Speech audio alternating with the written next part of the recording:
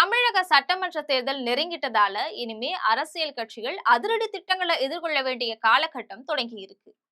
ஆட்சியை பிடிக்கிறதுக்காக அரசியல் கட்சிக்காரங்க என்ன வேணாலும் செய்வாங்க அப்படிங்கிறது தமிழக வாக்காளர் பெருங்குடி மக்கள் நல்லா தெரிஞ்ச ஒரு விஷயம்தான். அந்த வகையில ஆளும் கட்சியான திமுகவுக்கு எடப்பாடி பழனிசாமியுடைய வலதுகரமான எஸ்பி வேலுமணி ஏராளமான தொந்தரவுகளையும் பின்னடைவுகளையும் ஏற்படுத்திட்டு வர்றதா சொல்லப்படுது. அந்த வகையில எஸ்பி வேலுமணியை தூக்கி உள்ள வைங்க அப்படின்னு மு.க.ஸ்டாலின் திரைமறைவுல உத்தரவிட்டதா தெரியுது. இந்த நிலையில எல்லா தகவல்களையும் தெரிந்து கொண்டிருக்கக்கூடிய எடப்பாடி பழனிசாமியும் எஸ்பி வேலுமணியும் என்ன செய்யறது அப்படின்னு தனியா பேச்சுவார்த்தை நடத்தி ஆலோசனை செஞ்சுட்டு வராங்க. இது பற்றி ஜெம் தொலைக்காட்சி வழங்கும் பரபரப்பு செய்தி தொகுப்பை இப்போது பார்க்கலாம்.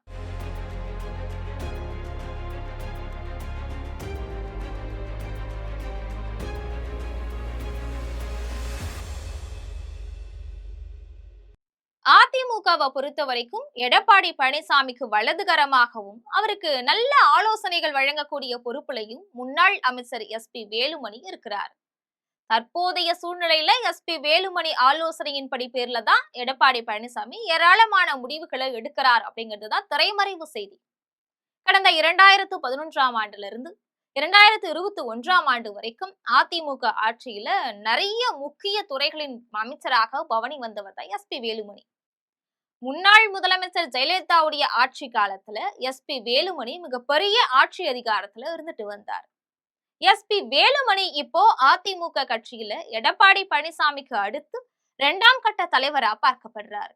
இப்போ எஸ்பி வேலுமணியுடைய தலைமையில மிகப்பெரிய அதிமுக குழுவினர் ஒரு அமைப்பா செயல்பட்டு திமுகவுக்கு எதிரான வேலைகளை மிக தீவிரமா செஞ்சுட்டு வராங்க. குறிப்பா கோவை உட்பட 4 மாவட்டங்கள்ல 10 தொகுதிகள் எஸ்பி வேலுமணி கட்டுப்பாட்டுல இருக்கிறதா தெரியுது.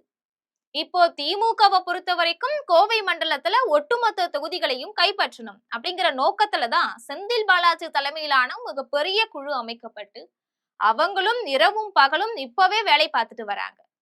இந்த நிலையில கோவை மண்டலத்துல பல தொகுதிகள்ல எஸ்பி வேலுமணியுடைய செல்வாக்கு அதிகமா இருக்குது. அதை உடைக்கணும் அப்படின்னு திமுக மேலிடத்துக்கு தகவல் தெரிவிக்கப்பட்டிருக்கு.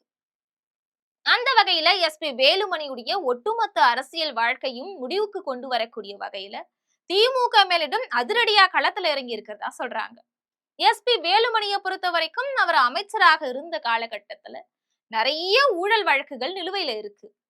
குறிப்பா தூய்மை பணியாளர்கள் விவகாரத்துல ப்ளீச்சிங் பவுடர் துடப்ப கட்டைகள் வாங்கினதுல கூட எஸ்பி வேலுமணி ஊழல் செஞ்சிருக்கிறாரு அப்படின்னு புகார் இருக்கு.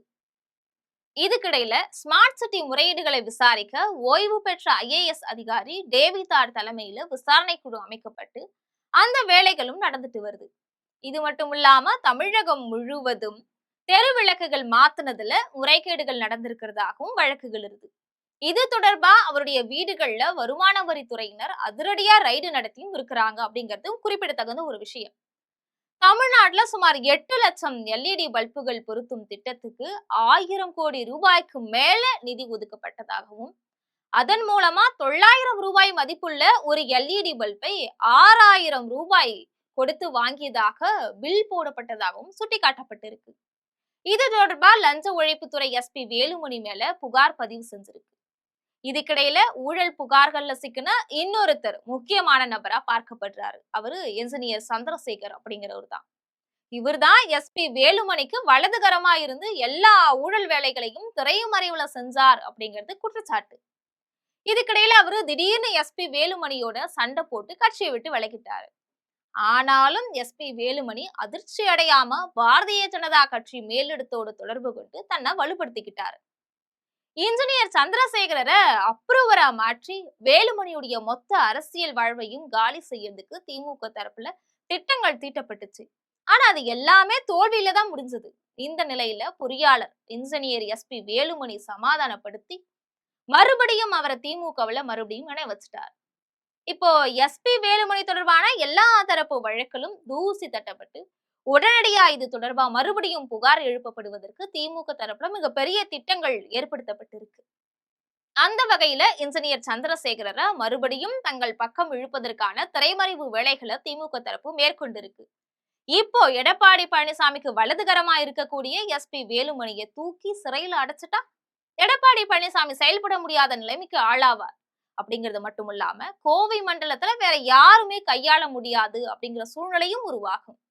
இதனால ரொம்ப சீக்கிரத்திலேயே எஸ்பி வேலுமணி மேல ஏராளமான குற்றச்சாட்டுகள் அடுக்கடுக்க அடுக்கப்பட்டு அவரை பத்தி பொது மேடைகள்லையும் திமுக தரப்பில் விமர்சிப்பதற்கான ஏற்பாடுகள் நடந்துட்டு வருது. இது பற்றிய தகவல்கள் எல்லாத்தையும் தெரிஞ்சுக்கிட்ட எஸ்பி வேலுமணியும் எடப்பாடி பழனிசாமியும் அடுத்த கட்ட நடவடிக்கை குறித்து ஆலோசனை நடத்திட்டு வராங்க அப்படிங்கிறது முக்கிய செய்தியாக பார்க்கப்படுகிறது.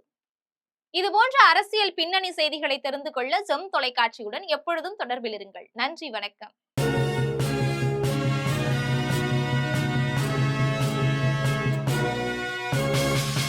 உடனுக்குடன் அப்டேட் தெரிந்து கொள்ள ஜெம் டிவி தமிழ் ஆப்பை இன்ஸ்டால் செய்யவும்.